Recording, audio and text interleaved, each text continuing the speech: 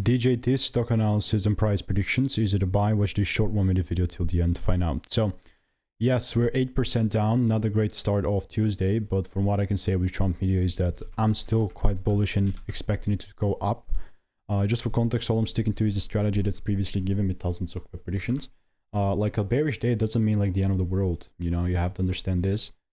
It can go as low as long as it's staying above 27.52. That's then gonna be still fine for me to kind of keep doing this. You know, keep holding it.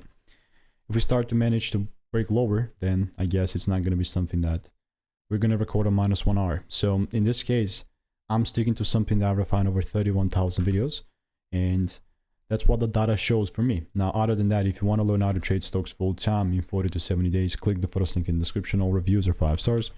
And with DJT, I'm not quite sure. I don't think that I have it in my Discord server to whether like I'm bullish or not. But yeah, that's how it looks like from here. So see you in the next one.